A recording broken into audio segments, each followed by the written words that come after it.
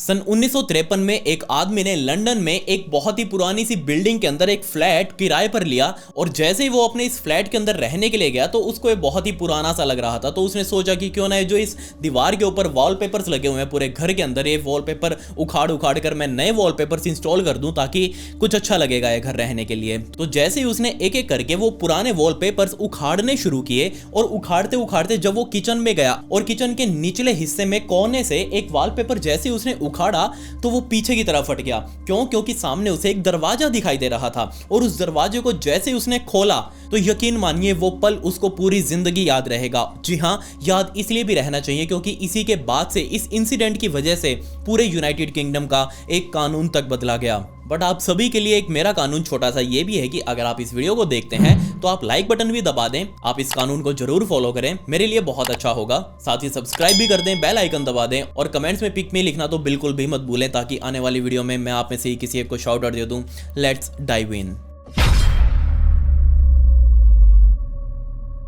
इस घटना को समझने के लिए हमें यूनाइटेड किंगडम के वेल्स में जाना पड़ेगा और समय था सन 1924 यानी कि 1924 का, जब यहीं पर रहने वाले एक परिवार में टिमोथी नाम के इस बच्चे का जन्म हुआ। लेकिन इस परिवार की जिंदगी कुछ खास अच्छी नहीं थी क्योंकि जब यह टिमोथी अपनी मां के पेट में था तभी इसका पिता अपने पूरे के पूरे परिवार को लावारिस छोड़कर वहां से भाग चुका था, जिसके बाद बेचारे टिमोथी की मां ने पूरे परिवार का ध्यान रखा। यह परिवार हद से ज्यादा गरीबी में अपना जीवन काट रहा था और जैसे ही टिमोथी पैदा हुआ उसके बाद से दिक्कतें और ज्यादा बढ़ गई क्योंकि घर के अंदर एक नया मेहमान आ चुका था, अब इसकी भी देखभाल करनी थी। अब हद से ज्यादा गरीबी के अंदर बच्चे किस तरीके से बड़े होते हैं आपको ये बताने की जरूरत नहीं है।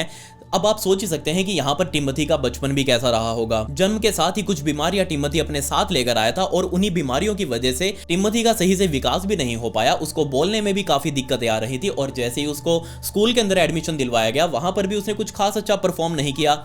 एक तो वो पहले ही घटिया से स्कूल के अंदर उसका एडमिशन करवाया था पैसों की किल्लत की वजह से, दूसरा वहां पर पढ़ने वाले और भी बच्चे टिमोथी के साथ घुल मिल नहीं पा रहे थे। और जैसे ही टिमोथी 8 साल का हुआ उसकी मां को टिमोथी को लेकर हॉस्पिटल जाना पड़ा क्योंकि उसके पैर के अंदर बहुत ही बड़ा एक छाला सा हो चुका था। और जैसे ही उस छाले को लेकर यानी कि टिमोथी को अपने साथ लेकर उसकी मां डॉक्टर के पास गई, डॉक्टर ने उसका डायग्नोसिस किया और बताया कि इसको तो पैरों के अंदर ट्यूमर हो चुका है और ये कब जाएगा कैसे जाएगा इसका कोई अंदाजा नहीं है, आगे जाकर हो सकता है ये जानलेवा भी बन जाए। अगर इसका अभी इलाज नहीं किया गया तो हम इसके बारे में कुछ भी नहीं कह सकते। अब बेचारी टिमोथी की मां के पास इतने पैसे नहीं थे कि उस टाइम पर टिमोथी का इलाज करवा सके, जिस वजह से अब टिमोथी को ये ट्यूमर अपने साथ ही लेकर अपनी जिंदगी काटनी पड़ रही थी।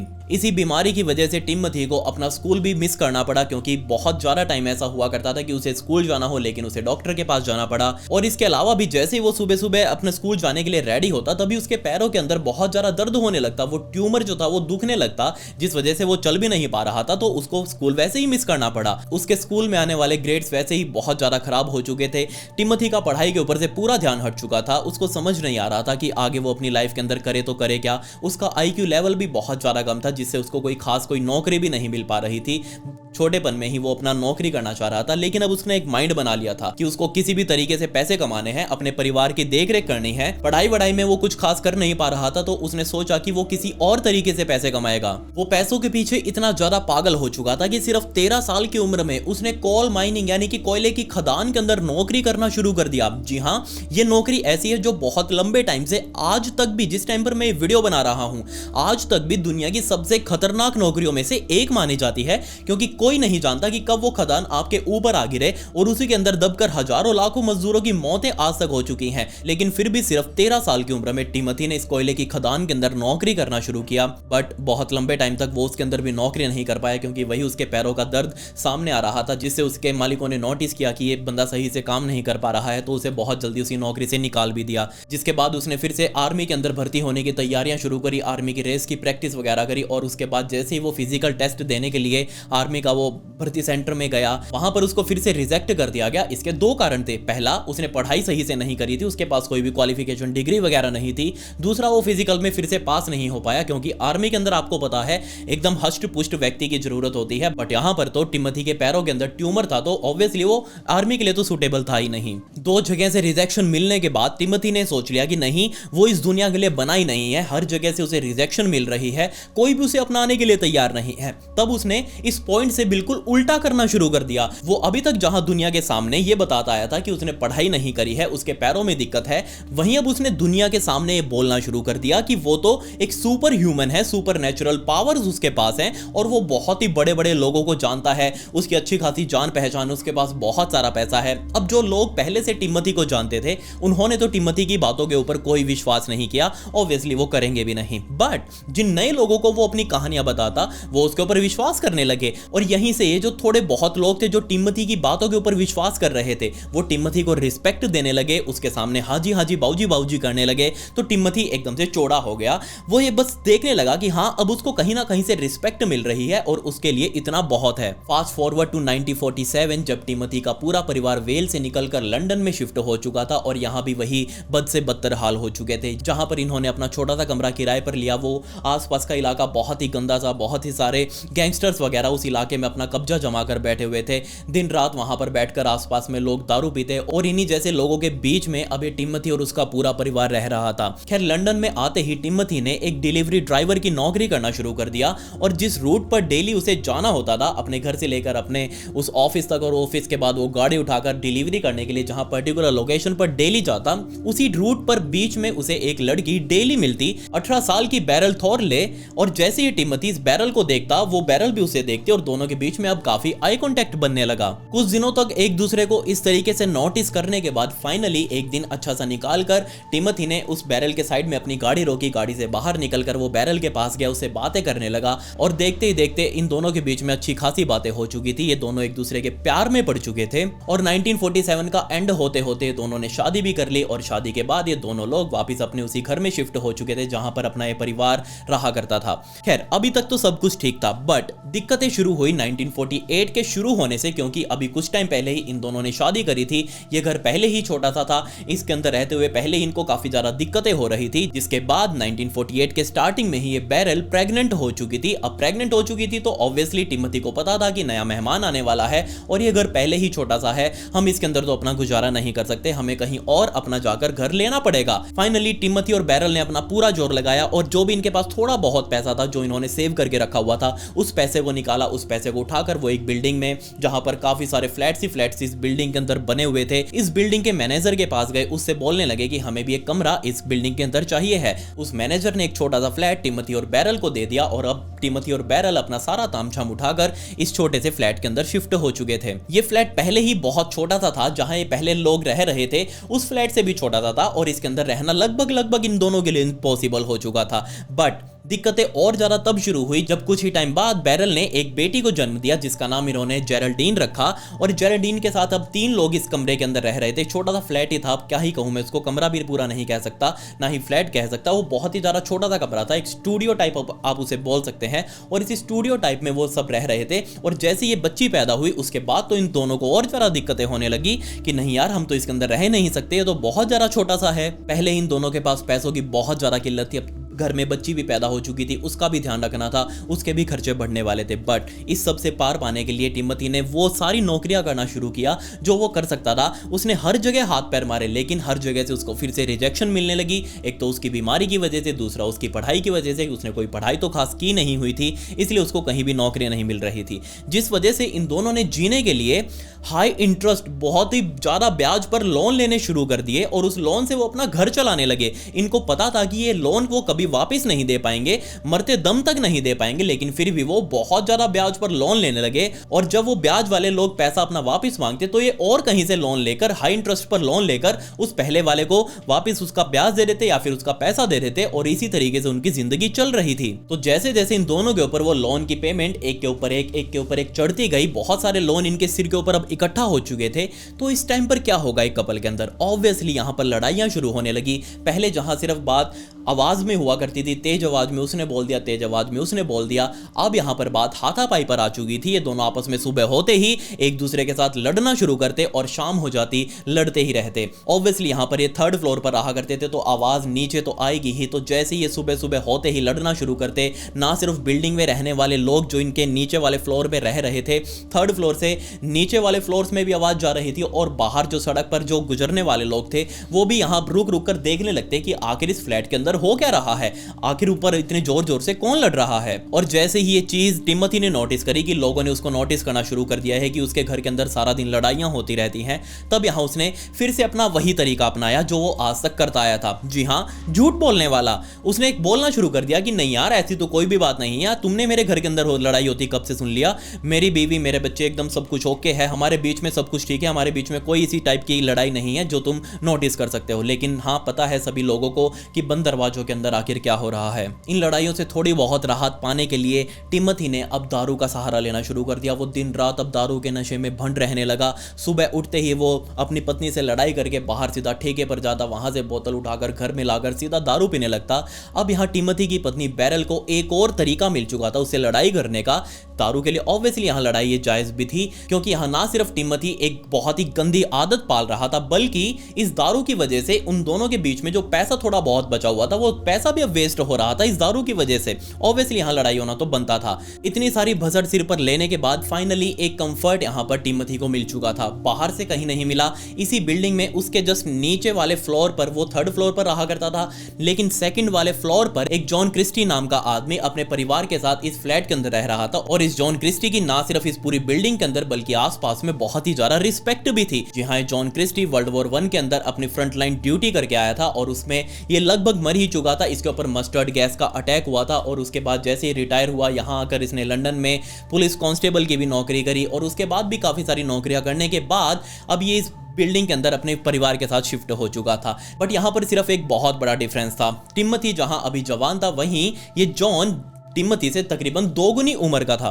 अब आपको यहां पर लग रहा होगा कि ये जॉन तो टिमोथी से बिल्कुल उल्टा है। जहां आज तक टिमोथी ने अपनी जिंदगी में कुछ भी अच्छा काम नहीं किया, वहीं जॉन ने तो मिलिट्री में भी सर्व किया है, उसके बाद भी उसने पुलिस डिफेंस फोर्स में सर्व किया है और इसकी अच्छी खासी एक रिस्पेक्ट भी है सोसाइटी के अंदर। तो ये जॉन तो टिमोथी से बिल्कुल उल्टा है, बात जायज भी है। बट इन दोनों के अंदर सिर्फ एक सिमिलैरिटी आपको देखने को मिलेगी और वो थी मैरिटल प्रॉब्लम्स, यानी कि गृह कलेश वगैरह। सन 1920 यानी कि 1920 में जॉन क्रिस्टी की शादी एथल नाम की इस लड़की के साथ हुई थी। बट शादी होने के कुछ टाइम बाद से ही इन दोनों की आपस में बनी नहीं। ये दोनों आपस में जो स्प्लिट हो चुके थे, इन दोनों का डाइवोर्स नहीं हुआ, लेकिन ये अपना अलग रहने लगा, एथल अपने घर अलग रहने लगी। अभी भी इनकी शादी टूटी नहीं थी और पूरे 14 सालों तक एक दूसरे से अलग रहने के बाद फाइनली सन 1934 में जॉन और ये एथल आपस में मिले। इन दोनों ने एक साथ अपनी जिंदगी बिताने का फिर से सोचा और फाइनली इन दोनों ने अपना सारा तामझाम उठाया और इस बिल्डिंग के अंदर आकर अपना एक फ्लैट, छोटा सा फ्लैट किराए पर लिया और उसी के अंदर रहने लगे। तो ये जॉन नीचे वाले फ्लोर पर रहते हुए ऊपर से आने वाली सारी आवाजें सुनता रहता और उसको भी फील हो चुका था कि जो चीज उसने पहले अपनी जिंदगी में देखी है, ये मैरिटल प्रॉब्लम्स, वही अब ये ऊपर वाले फ्लोर में रहने वाला लड़का अपनी जिंदगी के अंदर फेस कर रहा है। तो उसने सोचा कि क्यों ना वो जाकर इस लड़के को सलाह दे कि आखिर जिंदगी में घर कैसे बसाया जाता है, खुश कैसे रहा जाता है। बट वो सामने से तो जाने वाला था नहीं। और एक दिन ऐसे ही जब टिमोथी अपने काम धंधे से वापस अपने घर पर आ रहा था और ये जॉन बिल्डिंग के बाहर ही खड़ा था, तो जॉन ने इस टिमोथी को रोक लिया और उसे पूछने लगा कि हाँ भाई, क्या चल रहा है तुम्हारी जिंदगी के अंदर। जॉन को इस तरीके से बात करता रहे। ऑब्वियसली टिमोथी को तो अपना कोई ना कोई फ्रेंड चाहिए ही थे उस टाइम पर, जो उसका थोड़ा दुख बांट सके। यहाँ टिमोथी ने सब कुछ जॉन को बताया कि कैसे उसकी जिंदगी अभी तक रही है और कैसे अब आगे रहने वाली है, उसको सब अंदाजा है। जॉन उसको घर बसाने की सही सलाह देने लगा कि किस तरीके से तुम अपना सही से घर बसा सकते हो, किस तरीके से पत्नी को सही से रख सकते हो, किस तरीके से पैसा कमा सकते हो। तो जॉन की सारी बातें सुनकर टिमोथी को लगने लगा कि ये तो बिल्कुल पिता की तरह उसको ट्रीट कर रहा है, उम्र में भी वो उसके पिता के जैसा ही है। और आज तक टिमोथी को अपने पिता का प्यार नहीं मिला था। उसका पिता था कौन, आज तक टिमोथी को पता ही नहीं चल पाया। तो टिमोथी ने इस जॉन के अंदर ही अपना पिता ढूंढने की कोशिश करी। इन दोनों की दोस्ती हुए अभी कुछ दिन ही बीते थे कि टिमोथी को एक बहुत ही भयंकर न्यूज पता चली। टिमोथी जो कि सो रहा था उस टाइम पर उसको जाकर जगाया और बोलने लगी कि कांग्रेचुलेशन, तुम दूसरी बार बाप बनने वाले हो, मैं फिर से प्रेग्नेंट हूं। जैसे ये चीज टिमोथी ने सुनी, वो बहुत ही ज्यादा शॉक में आ गया कि नहीं नहीं नहीं, ये नहीं हो सकता, हम इस दूसरे बच्चे को तो बिल्कुल भी अफोर्ड नहीं कर सकते, हमें इसका जरूर कुछ करना पड़ेगा, ये दुनिया में नहीं आ सकता। अब जैसे ये चीज बैरल ने सुनी तो ऑब्वियसली वो भी चाहती थी कि नहीं, इस गरीबी के अंदर वो बच्चा ना आए इस दुनिया में तो ही ठीक रहेगा, क्योंकि अगर आया तो उसकी भी जिंदगी बर्बाद हो जाएगी। वो नहीं चाहती थी कि ये बच्चा पैदा हो। तो ये दोनों बैठकर सोचने लगे कि आखिर ये दोनों कर क्या सकते हैं, क्योंकि अबॉर्शन उस टाइम पर करवा नहीं सकते थे, क्योंकि यूनाइटेड किंगडम में उस टाइम पर अबॉर्शंस इलीगल थे, जिस वजह से इन दोनों को कोई तरीका समझ नहीं आया जिससे ये इस प्रेगनेंसी को रोक सकें। और कोई आसपास सुझाव ना दिखते हुए टिमोथी ऊपर से भागता हुआ सीधा नीचे की तरफ आया। जॉन का दरवाजा खटखटाया, जॉन को जाकर बताया कि ऐसे ऐसे सीन बन चुका है, बैरल फिर से प्रेग्नेंट हो चुकी है और हम नहीं चाहते कि ये बच्चा इस दुनिया के अंदर आए। उसको शांत करने की कोशिश करी जॉन ने, लेकिन वो जॉन की बात सुनने के लिए तैयार ही नहीं था। वो बस इस बात के ऊपर अड़ा हुआ था कि इस बच्चे को इस दुनिया के अंदर नहीं आना चाहिए, उसकी भी जिंदगी बर्बाद हो जाएगी, हमारा भी फालतू में खर्चा बढ़ेगा। बट पलट में जॉन ने उसको और समझाया कि तुम और लोन ले लेना, जिंदगी ऐसी है, कटती रहेगी, आते जाते रहेंगे, पैसों का क्या है, आज नहीं है कल आ गया, परसों नहीं है उससे अगले दिन आ गया, जिंदगी फिर भी निकलती रहेगी। बट यहाँ टिमोथी इस बात पर अड़ा था कि ये बच्चा इस दुनिया में नहीं आएगा। कुछ हफ्तों बाद 30 नवंबर 1949 के दिन एकदम से टिमोथी सीधा वेल्स के अंदर प्रकट हुआ और वेल्स के एक पुलिस स्टेशन के अंदर जाकर घुसा। बहुत ही ज्यादा वो हाफ रहा था। पुलिस वालों की टेबल के ऊपर जाकर उसने पकड़कर टेबल वो खड़ा हो गया और पुलिस वालों से बातें करने लगा। पुलिस वालों ने उससे पूछा कि हाँ भाई बता क्या बीमारी है, क्यों इतना हाफ रहा है। उसने पुलिस वालों को बताया कि जनाब मैं मेरी पत्नी का अबॉर्शन करने की सोच रहा था, मैंने अपनी पत्नी बैरल को एक ऐसा पॉइजन दिया था जिससे उसकी प्रेगनेंसी वहीं रुक जाती और उसका बच्चा अपने आप गिर जाता, बट वो पॉइजन कुछ ज्यादा ही काम कर गया और उससे मेरी पत्नी की मौत हो चुकी है। और जैसे ही मैंने देखा कि मेरी पत्नी मर चुकी है, मैं बहुत ज्यादा डर चुका था। मैंने अपनी पत्नी की लाश को वहां से उठाया, बाहर रोड पर लेकर आया, मैंने एक सीवर का ढक्कन खोला, उस सीवर के अंदर अपनी पत्नी की लाश को डंप करके उस सीवर के ढक्कन को वापस बंद किया। मेरी बेटी जो कि हमारे साथ वहीं रहा करती थी, मैंने मेरी बेटी को अपने ही कुछ दोस्तों के पास उसी लंदन शहर में छोड़कर आया हूं और मैं वहां से भागकर सीधा आपके पास आ गया, क्योंकि मुझे अंदर ही अंदर बहुत ज्यादा बुरा लग रहा था कि मैंने अपनी पत्नी के साथ क्या कर दिया, इसलिए मैंने यहां आकर आपके सामने सरेंडर कर दिया। ये बात सुनते ही पुलिस वालों ने तुरंत ही इस टिमोथी को अरेस्ट कर लिया और अरेस्ट करते ही सीधा वापस इसको लंदन लेकर आए और पूछने लगे कि हाँ भाई बता कौन से सीवर के अंदर तूने उस लाश को फेंका था। तो टिमोथी ने अपने ही घर की बिल्डिंग के बाहर बने एक सीवर के ढक्कन की तरफ इशारा किया और उस ढक्कन को देखकर पुलिस वाले टिमोथी को देखने लगे और पूछने लगे कि जो तू बोल रहा है तू ठीक बोल रहा है ना, क्योंकि हमें नहीं लगता तू ऐसा कुछ कर सकता है। बट उसने कहा कि जनाब मैंने ऐसा ही किया है, मैं आपसे झूठ क्यों बोलूंगा, मुझसे गलती से मेरी पत्नी का मर्डर हो गया है और जो कि मैं एडमिट भी कर रहा हूं। पुलिस वालों ने कहा कि हम उस बात के लिए नहीं बोल रहे, हम इस सीवर के ढक्कन के लिए बोल रहे हैं, क्योंकि जो सीवर का ढक्कन है ऐसा लग रहा है जैसे ये सदियों से नहीं खुला, ये ऐसे यहां जाम हो चुका है और तू कह रहा है कि तूने इसे खोलकर अकेले ही खोलकर इसके अंदर अपनी पत्नी की लाश को डंप किया, अपनी बेटी को कहीं और छोड़ा और भागकर सीधा हमारे पास आ गया, हमें तो नहीं लगता। उसने कहा कि जनाब ऐसा ही हुआ है, आप मेरी बातों के ऊपर विश्वास क्यों नहीं कर रहे। पुलिस वालों ने कहा चलो ठीक है, हम अभी इस ढक्कन को खोलकर देख लेते हैं अंदर हमें कुछ मिलता है नहीं। तो पहले एक पुलिस वाले ने उस सीवर के ढक्कन को खोलने की कोशिश करी, औजारों के साथ भी वो ढक्कन एक पुलिस वाले से नहीं खुला। तब एक और पुलिस वाला पहले वाले के साथ जाकर मिल गया और इन दोनों ने मिलकर उस ढक्कन को खोलने की कोशिश करी, इन दोनों से भी और औजारों के साथ भी ये ढक्कन नहीं खुला। तब 3 पुलिस वालों ने साथ मिलकर इस ढक्कन को खोलने की कोशिश करी, औजारों के साथ कोशिश करी। फाइनली तीनों ने अपना पूरा जोर लगाया, तब जाकर ये ढक्कन खुला और फाइनली ढक्कन खुलते ही तीनों पुलिस वाले इस सीवर के अंदर गए और इधर उधर देखने लगे कि यहाँ तो कुछ भी नहीं है। वो वापस बाहर की तरफ आए, टिमोथी को देखने लगे कि हाँ भाई बता अंदर तो कुछ भी नहीं मिला हमें। तो पुलिस वालों को देखते हुए उसने अपने आप को थोड़ा सा कंफर्ट किया और अब फिर से उसने झूठ बोलना शुरू कर दिया पुलिस वालों के सामने। उसने अपनी पूरी की पूरी स्टोरी ही बदल डाली। उसने कहा पुलिस वालों को कि जनाब वो जो जहर दिया गया था मेरी पत्नी बैरल को, वो जहर मैंने नहीं बल्कि मेरे ही एक उम्र दराज दोस्त जॉन ने मेरी पत्नी को वो जहर दिया है और मेरी जो बेटी है वो भी जॉन के पास ही है। आप जाकर जॉन से पूछिए कि आखिर मेरी पत्नी है कहां पर। और जैसे ये चीज पुलिस वालों ने सुनी तो उनको टिमोथी की इन बातों के ऊपर विश्वास ही नहीं हुआ कि ये पहले भी झूठ बोल चुका है, अब फिर से झूठ बोल रहा है। बट इस केस के अंदर एक बच्ची इन्वॉल्व थी, उसकी जान भी खतरे में हो सकती थी। इस बात को लेकर पुलिस वालों ने इस केस को सीरियसली लिया और फाइनली इस टिमोथी के कहने पर जॉन के पास गए, उनका दरवाजा खटखटाया। जॉन ने दरवाजा खोला, जॉन सामने अपनी पत्नी एथल के साथ खड़ा था, सामने 3 पुलिस वाले खड़े थे और पुलिस वाले अब जॉन से सवाल पूछ रहे थे कि हाँ भाई बता बैरल के साथ क्या हुआ है और उन दोनों की बच्ची जेरल्डीन वो कहां पर है। और जैसी ये चीज जॉन ने सुनी कि उसके एक बहुत अच्छे दोस्त टिमोथी ने उसके ऊपर ऐसे ऐसे इल्जाम लगाए हैं कि उसकी पत्नी का मर्डर इस जॉन ने किया है और जेरल्डीन भी इसके पास है, तो उसने पुलिस वालों को बताना शुरू कर दिया कि जनाब आपको मैं ऐसा लगता हूं, मेरी सोसाइटी में आसपास बहुत ज्यादा इज्जत है, मैंने कभी आज तक किसी से झूठ नहीं बोला, मैंने कोई गलत काम नहीं किया और हमें नहीं पता कि आखिर बैरल के साथ क्या हुआ है और ना ही जेरल्डीन हमारे पास है। आप बेशक चाहे तो हमारे घर की तलाशी ले सकते हैं। पुलिस वालों ने जॉन के फ्लैट की अच्छे तरीके तरीके से तलाशी ली लेकिन उनको वहां पर कुछ भी नहीं मिला, जिसके बाद वो जॉन को सॉरी बोलकर घर से बाहर निकले, बिल्डिंग से बाहर निकले। लेकिन अपने पुलिस स्टेशन वापस जाने के बजाय उन्होंने सोचा कि क्यों ना हम एक बार इस बिल्डिंग के चारों तरफ ये जो कच्चा इलाका पड़ा हुआ है इसके अंदर और छानबीन कर लेते हैं। और इस कच्चे इलाके के अंदर जैसे वो पुलिस वाले छानबीन करने लगे, उनको वहां साइड में एक पुराना सा शेड बना हुआ दिखाई दिया, छोटा सा शेड। और जैसे ही पुलिस वाले इस शेड के अंदर गए, उनको वहां एक चद्दर में कुछ लिपटा हुआ दिखाई दिया। पुलिस वालों ने इस चद्दर को जैसे ही जाकर खोला, अंदर टिमोथी की पत्नी बैरल और उसकी बच्ची जेरल्डीन की लाशें पड़ी हुई थी। ये दोनों आपस में इस तरीके से गले लगे हुए थे आपस में, माँ और बच्ची, और इन दोनों को गला दबाकर मारा गया था, इनका गला घोटा गया था। इन दोनों की लाशों को साथ लेकर पुलिस वाले हॉस्पिटल गए, वहां इनका पोस्टमार्टम करवाया और सीधा टिमोथी से पूछताछ होने वाली थी। वहां जाकर टिमोथी को बताया कि हमें तुम्हारी पत्नी और तुम्हारी बच्ची की लाशें मिली हैं और ये सब कुछ क्या तुमने किया है। टिमोथी ने अपना सर नीचे झुका लिया, उसने अपना सर हाथों के ऊपर रखा कुछ इस तरीके से। पुलिस वाले उससे फिर से पूछने लगे कि हाँ भाई बता तो दे, आखिर हुआ क्या है, क्या तूने ये सारा कुछ किया है। उसने हाँ में सर हिलाया और कुछ देर तक और पूछताछ होने के बाद उसने सारा कुछ कबूल कर लिया पुलिस वालों के सामने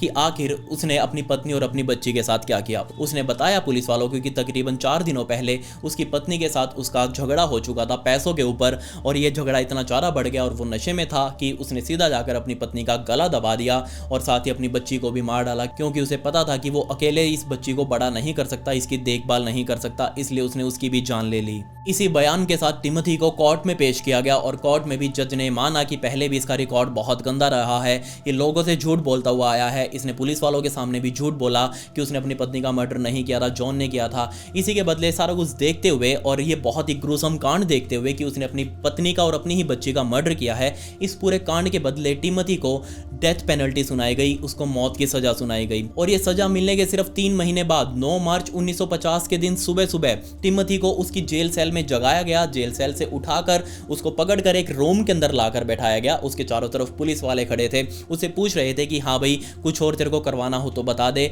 वरना अब तू जाने वाला है। उसको इन बातों से कोई फर्क नहीं पड़ा। और तभी जिस रूम में वो बैठा था उसी रूम में पीछे की तरफ एक और गेट था जो कि बहुत ज्यादा मजबूत सा था, एक चैम्बर वाला गेट था। और देखते ही देखते वो चैम्बर वाला गेट भी खुला। तभी उस चैम्बर वाले गेट से तकरीबन 4 पुलिस वाले बाहर निकल कर आए, इस रूम में आए जिसके अंदर टिमोथी बैठा हुआ था।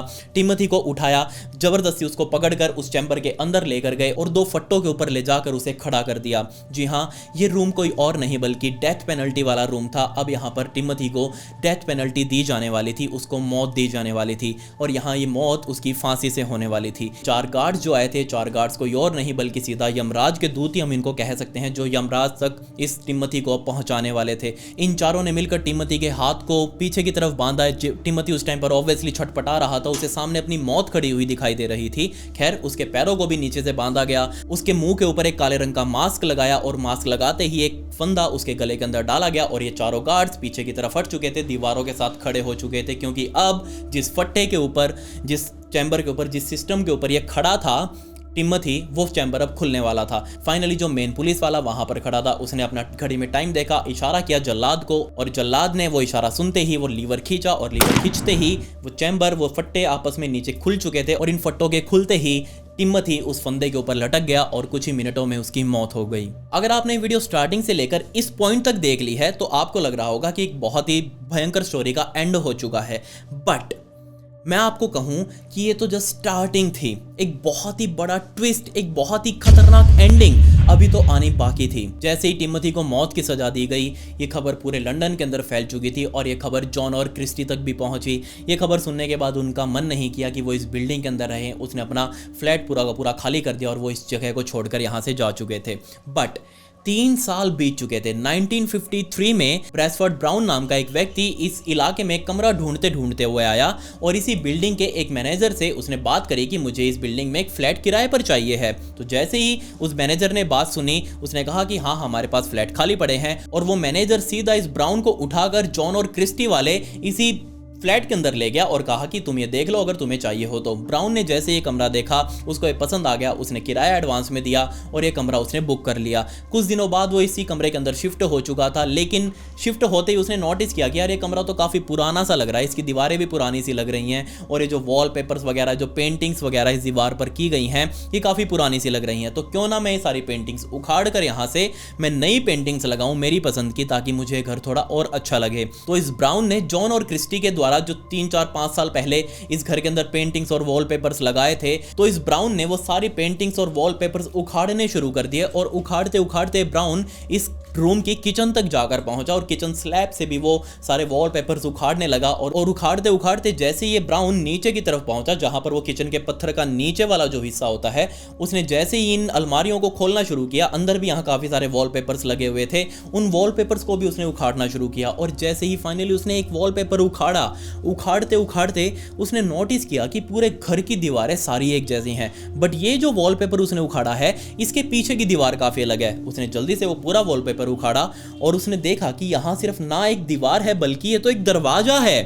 और जैसे ही उसने इस दरवाजे को खोला, उसको लग रहा था कि क्या पता अंदर कोई खजाना वगैरह हो। उसने जैसे ही उस छोटे से सीक्रेट चैम्बर वाले इस दरवाजे को खोला और अंदर की तरफ झांक कर देखा, वो तुरंत पीछे की तरफ आकर पड़ा। उसको इतना गंदा उस टाइम पर शौक लगा कि वो तुरंत उस बिल्डिंग से बाहर निकला, पुलिस स्टेशन में गया और बताया कि आखिर जनाब उसे अंदर क्या मिला है। तकरीबन 3 साल 4 महीने पहले का वो दिन जरा आप याद करिए, जिस टाइम पर टिमोथी सुबह सुबह उठा था और उसकी पत्नी बैरल ने उसे बताया था कि वो प्रेग्नेंट है। और इस बात को सुनकर टिमोथी बहुत ज़्यादा शॉक में आ चुका था। ये बात सुनते ही वो सीधा जॉन के पास आया था गाइडेंस लेने के लिए कि आखिर वो करे तो करे क्या। यहां तक स्टोरी टिमोथी ने बिल्कुल सही बताई, पुलिस वालों को भी और बाकी पूरी दुनिया को भी। बट टिमोथी ने यह बताया था कि उस टाइम पर जॉन ने उसकी कोई हेल्प नहीं करी। लेकिन जैसे ये चीज उस टाइम पर उस दिन हो रही थी, टिमोथी ने आकर नीचे जॉन को बताया था कि वो इस बच्चे को पैदा नहीं करना चाहता। तब पलट में जॉन ने उससे कहा कि देखो, मैंने मिलिट्री में डॉक्टर की भी नौकरी करी है, मैं पैरामेडिक्स के अंदर भी अच्छा खासा फॉरवर्ड हूं, अगर तुम चाहो तो मैं तुम्हारी पत्नी यानी कि बैरल के ऊपर अबॉर्शन परफॉर्म कर सकता हूं। जैसे ये चीज इस टिमोथी ने सुनी, वो तुरंत मान गया कि यार ये तो काम बन गया यहाँ पर, तो बस और कुछ नहीं चाहिए उसको जिंदगी में। वो बहुत ज़्यादा खुश हुआ। वो भगते भगते सीधा अपनी पत्नी के पास ऊपर गया, बैरल के साथ डिस्कस करने लगा कि मैं अभी जॉन के पास गया था ये चीज़ डिस्कस करने के लिए कि आखिर हम इस बच्चे का करें क्या। तो जॉन ने कहा है कि वो तुम्हारे ऊपर एक अबॉर्शन परफॉर्म करेगा और इससे वो बच्चा गिरा देगा। बैरल ने जैसे ये बात सुनी, वो भी बहुत ज़्यादा खुश कि वाह यार, काम बन गया, बस यहाँ पर तो हमें और कुछ नहीं चाहिए। पूरा प्लान आपस में डिस्कस होने के बाद तकरीबन 3 दिनों के बाद बैरल अपनी बच्ची जेराल्डीन के साथ उस फ्लोर से नीचे उतरी, सीधा जॉन के दरवाजे पर गई। उसने जॉन का दरवाजा खटखटाया, जॉन ने दरवाजा खोला। अंदर उसकी पत्नी एथल उस टाइम पर मौजूद नहीं थी, वो किसी काम से अपने रिश्तेदारों के पास गई थी। उस टाइम पर जॉन ये अकेला इस घर के अंदर मौजूद था और टिमोथी भी उस टाइम पर मौजूद नहीं था, वो किसी काम से अपना बाहर गया हुआ था। जिस टाइम पर ये सारा कुछ हुआ, उस टाइम पर इस फ्लैट के अंदर जॉन के साथ बैरल के साथ उसकी बच्ची जेराल्डीन, ये तीनों ही लोग मौजूद थे। खैर, बैरल और जेराल्डीन को अपने दरवाजे पर खड़ा देख जॉन ने उनको तुरंत अंदर बुलाकर जेराल्डीन को उसने एक साइड में कमरे में रख दिया और बैरल को दूसरे कमरे में लेकर गया जहां पर अबॉर्शन परफॉर्म करने वाला था। एक्चुअल में इसने एक पूरी मेडिकल चेयर बना रखी थी अपने इस कमरे के अंदर और उस जगह पर ले जाते ही बैरल को उस चेयर के ऊपर बैठाया और उसके बाद वो अपना कुछ सामान तैयार करने में लग गया। तकरीबन 15 मिनटों बाद जॉन फाइनली इस बैरल के सामने आया और सामने उसके हाथों में कंच की बोतल छोटी सी और साथ ही एक माउथ पीस बना हुआ था जिसके अंदर से सांस वगैरह ले सकते हैं, हाथ से प्लास्टिक का बनाया गया था। बट ये जो कंच का छोटा सा डब्बा था, इसके अंदर से 2 पाइप निकल रहे थे। एक पाइप तो ऐसे ही हवा में लटक रहा था और दूसरा पाइप वो सीधा माउथ पीस, वो जो बनाया गया था जिसके अंदर से पकड़कर वो मुंह पर लगाकर उससे सांस ले सकते थे, वो पाइप उस माउथ पीस से कनेक्टेड था। उसने अपनी ये डिवाइस सामने बैठी बैरल के हाथों में दी और कहा कि ये जो माउथ पीस है अपने मुंह पर लगा लो। मैंने इस कंच की डब्बी के अंदर एक खास तरह का लिक्विड डाला है और जैसे ही मैं इस लिक्विड के अंदर थोड़ी सी गैस और डालूंगा, मेरे पास एक गैस है खास तरीके की, और जैसे इस गैस को मैं इस कंच के इस डब्बे में डालूंगा इस लिक्विड के साथ, जैसे ही वो गैस मिलेगी और जो गैस प्रोड्यूस होगी इन दोनों के केमिकल रिएक्शन से, वो गैस तुमको इनहेल करनी है ताकि जब मैं तुम्हारा अबॉर्शन करूंगा उससे तुमको दर्द नहीं होगा, तुम्हारा पूरा शरीर सुन्न पड़ जाएगा। जैसी ये बातें जॉन ने बैरल को कही, बैरल को समझ आ चुकी थी कि आखिर उसे करना क्या है। उसने तुरंत डिवाइस पकड़ी, माउथपीस अपने मुंह पर लगाया। सामने खड़े जॉन ने कंच की डब्बी के अंदर कुछ चीज डालनी शुरू करी जो कि दिख नहीं रही थी उस टाइम पर आखिर वो क्या डाल रहा था। ऑब्वियसली वो गैस थी। वो गैस डालते ही वो जो लिक्विड इस कंच के डब्बी में मौजूद था उसके ऊपर एक व्हाइट कलर का बादल सा बनना शुरू हो गया और उस बादल को ही अब ये बैरल अपने मुंह में खींच रही थी उस माउथ पीस के द्वारा। और जैसे जैसे बैरल ने उस माउथ पीस के सहारे गहरी गहरी सांसें भरी, वो सांसें भरते भरते एकदम से वो पूरा का पूरा डिवाइस नीचे जा गिरा और उस डिवाइस के साथ ही बैरल भी चेयर से नीचे जा गिरी। एक्चुअल में ये जो चीज़ इस जॉन ने बना रखी थी, ये कोई सुन्न करने के लिए नहीं थी, ये कोई इंसान का शरीर सुन्न नहीं कर सकती थी, ना ही कोई दर्द कम कर सकती थी, बल्कि ये चीज बनाई ही इसलिए गई थी ताकि वो इंसानों की जान ले सके। और ये जॉन, ये कोई मेडिकली ट्रेंड डॉक्टर नहीं था, इसको कोई अबॉर्शन वगैरह करना नहीं आता था। एक्चुअल में जॉन एक सीरियल किलर था। उस जहरीली गैस की वजह से बेचारी बैरल ऑन द स्पॉट मर चुकी थी। अंदर जो उसके बच्चा था उसने तो अभी कुछ देखा भी नहीं था और उसकी उससे पहले ही मौत हो चुकी थी। खैर, इन दोनों की जान लेने के बाद उस रूम से सीधा जॉन बाहर निकला, साइड वाले रूम में गया जिसके अंदर वो जेरल्डीन को बिठा कर आया था। अंदर जाते ही उसने जेरल्डीन का भी गला पकड़ा और तब तक उसको दबा कर रखा जब तक जेरल्डीन की भी मौत नहीं हो गई। वो वापिस इस कमरे में दोबारा आया, आकर उसने चेक किया कि क्या ये बैरल मर चुकी है। नहीं, उस टाइम पर बैरल की हल्की हल्की सांसें चल रही थी। उसके बाद उसने बैरल का भी गला पकड़ा और उसको भी तब तक दबा कर रखा जब तक उसकी सांसें चलना बंद नहीं हो गई। दोनों की लाशों को एक साथ रखा, एक बेडशीट के अंदर लपेटा, इन दोनों की लाशों को उठाकर अपनी बिल्डिंग से बाहर निकला, उसी शेड में गया, उन दोनों की लाशों को डंप करके वापस अपने घर में आकर आराम से रहने लगा। इससे पहले भी ये जॉन 2 और महिलाओं की जान इसी तरीके से ले चुका था और उन दोनों की लाशें भी अपने इस बिल्डिंग के पीछे कच्चे से जो कच्चा सा इलाका बना हुआ था उसी इलाके में खोद कर उसने इन दोनों महिलाओं की भी लाशों को दफना रखा था। रात होते होते टिमोथी अपने घर पर आया। उसने अपना घर का दरवाजा खटखटाया लेकिन उसने नोटिस किया कि नीचे तो ताला लगा हुआ है। वो नीचे भगते हुए सीधा फिर जॉन के पास आया, जॉन का दरवाजा खटखटाया। जॉन ने दरवाजा खोला और पूछने लगा कि मेरी पत्नी बैरल कहाँ पर है। जॉन ने बताया कि मुझसे थोड़ी सी गलती हो चुकी थी और उस गलती की वजह से तुम्हारी पत्नी बैरल की मौत हो चुकी है। मैंने उसकी लाश को ठिकाने लगा दिया है। चिंता मत करो, तुम्हारी बच्ची एकदम सेफ है, उसका ध्यान मैं रखूंगा। तुम्हें अभी यहाँ से भागना चाहिए। तुम एक काम करो, यहाँ से भागकर सीधा वेल्स में चले जाओ। टिमोथी को कुछ और समझ ही नहीं आया। उसने सीधा अपना सामान पैक किया, अपना सामान लेकर सीधा वेल्स में गया। वहां जाकर उसने बार बार जॉन को लैंडलाइन पर फोन करने की कोशिश करी, ये जानने के लिए कि आखिर उसकी बच्ची जेरल्डीन है कहां पर। लेकिन ये जॉन बार बार टिमोथी को ये कहकर गोलियां दे रहा था कि यहां पर है तुम्हारी बच्ची एकदम सेफ है, आज नहीं कल नहीं परसों बात करवा दूंगा। ये कहकर जैसे ही उसने टालना शुरू किया टिमोथी को बहुत ही बुरा लगा और वो सीधा जाकर पुलिस वालों के पास गया। उसने कहा पुलिस वालों को कि जनाब, मुझसे मेरी पत्नी और मेरी बच्ची का मर्डर हो गया है, क्योंकि वो उस टाइम पर जॉन को बचाने की कोशिश कर रहा था कि नहीं, जॉन उससे बड़ा है, उसका दोस्त है, वो अपने दोस्त को फंसाना नहीं चाह रहा था और जॉन इस मामले में ना फंसे, इसीलिए इस टिमोथी ने पूरे के पूरे कांड का इल्जाम अपने ऊपर लिया और पुलिस वालों को कहा कि जनाब, मुझसे मेरी पत्नी और मेरी बच्ची का मर्डर हो गया है। और इस जॉन ने टिमोथी को कुछ बताया ही नहीं था कि आखिर उसकी पत्नी और उसकी बच्ची है कहां पर और इस बैरल की लाश को ठिकाने कहां पर लगाया है। इसलिए टिमोथी ने पुलिस वालों के सामने जस्ट रैंडमली ये बोल दिया कि मैंने अपनी पत्नी और अपनी बच्चे की लाश को उस सीवर के अंदर फेंका है, जबकि टिमोथी को उस टाइम पर पता ही नहीं था कि आखिर उसकी पत्नी और उसकी बच्ची है कहां पर। और जब फाइनली पुलिस वालों को उन दोनों की लाशें मिली थी और लाशें मिलने के बाद आकर पुलिस वालों ने इस टिमोथी को बताया था कि हमें तुम्हारी पत्नी और तुम्हारी बच्ची की लाश मिली है, उस टाइम पर टिमोथी को पहली बार पता चल रहा था कि उसकी बच्ची की भी मौत हो चुकी है। उस टाइम तक भी टिमोथी जॉन को बचाने की कोशिश कर रहा था, लेकिन जैसे उसे पता चला कि उसकी बच्ची की भी लाश मिली है, तब जाकर उसने जॉन का नाम लिया पुलिस वालों के सामने और उसके बाद से ही पुलिस वाले उठकर जॉन के पास गए थे, लेकिन उसके पास कुछ मिला ही नहीं था। कुछ पुलिस वालों ने बताया कि जैसे ही उन्होंने टिमोथी को यह बताया कि तुम्हारी पत्नी और तुम्हारी बच्ची की लाश मिली है, उस टाइम पर टिमोथी इतना ज्यादा शॉक में आ चुका था कि उसने पुलिस वालों के किसी भी सवाल का उत्तर ही नहीं दिया। वो जस्ट इतना ज्यादा आंखें फाड़ फाड़ कर उन पुलिस वालों को देख रहा था, वो समझ ही नहीं रहा था कि आखिर ये पुलिस वाले क्या बोल रहे हैं। पुलिस वाले बार बार उससे पूछ रहे थे कि क्या तुमने अपनी पत्नी और अपनी बच्ची को मारा है। ये टिमोथी उस टाइम पर शांत रहा, बार बार उसे पूछने लगे कि आखिर क्या हुआ है, बता तो दे। उसने जस्ट कहा कि मुझे बहुत गिल्टी फील हो रही है कि मेरी पत्नी और मेरे बच्चे मर चुके हैं।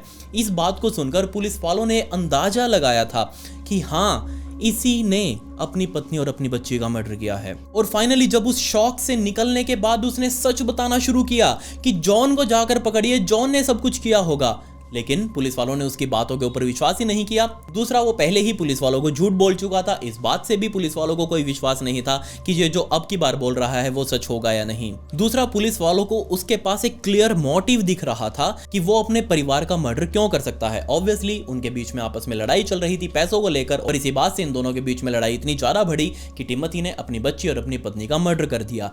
जबकि वो जॉन के ऊपर जो इल्जाम लगा रहा था कि जॉन ने उसकी पत्नी और उसकी बच्ची का मर्डर किया है, जबकि जॉन के पास तो कोई मोटिव ही नहीं है, वो उसकी पत्नी और उसकी बच्ची का मर्डर क्यों करेगा। पुलिस वाले खुद टिमोथी के पास एक पेपर लेकर आए जिसके ऊपर लिखा हुआ था कि हाँ, मैंने ही ना सिर्फ अपनी पत्नी का बल्कि अपनी बच्ची का भी मर्डर किया है और ये मैं अपने साइन कर रहा हूं। ये बात भी आज तक कभी साबित नहीं हो पाई कि टिमोथी ने खुद उस पेपर के ऊपर साइन किए थे या नहीं किए थे। क्या पता पुलिस वालों ने खुद से ही वो पेपर साइन कर दिया हो। इस पूरे कांड के बाद बेचारे टिमोथी को उस फांसी के फंदे पर लटका दिया गया। उसको सजा मिल चुकी थी जो कि उसने कभी कुछ किया ही नहीं था। उसके बदले उसको वो सजा मिली जो कभी नहीं मिलनी चाहिए थी, डेथ पेनल्टी। जबकि इस चीज का पूरा रियल किलर जॉन वो बाहर फ्री घूम रहा था। उसने उस कांड के बाद भी 4 और महिलाओं का इसी तरीके से बिल्कुल मर्डर किया और उन 4 महिलाओं में इस जॉन की असली पत्नी एथल खुद भी शामिल थी। इस एथल का भी मर्डर उसने इसी तरीके से किया और इन चारों की लाशों को उठाकर उसने उसी रसोई में बने हुए छोटे से चैम्बर वाले रूम के अंदर घुसा दिया। और वही चैम्बर तकरीबन 3 सालों बाद प्रेसफर्ड ब्राउन नाम के उस व्यक्ति को मिला जो उस टाइम पर वो वॉलपेपर वगैरह उखाड़ रहा था यहाँ रेनोवेशन के लिए। और जैसे ही उसने वो चैम्बर खोला, उसका दरवाजा खोला, वॉलपेपर हटाकर सामने उसके 4 लाशें पड़ी हुई थी, 4 महिलाओं की लाशें।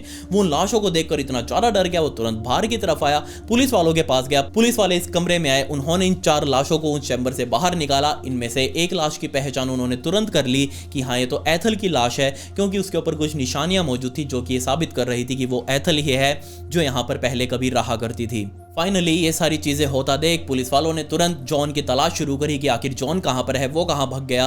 तुरंत ही जॉन को भी ट्रेस कर लिया गया। जॉन को सीधा उठाकर जेल में लेकर आया गया, उसे पूछताछ की गई और उसने सारा चीज कॉन्फेस करी कि आखिर क्या क्या उसने अपनी जिंदगी में किया है। लेकिन पुलिस वालों को उसके खिलाफ सिर्फ एक ही मर्डर के सबूत मिले और वो भी एथल के।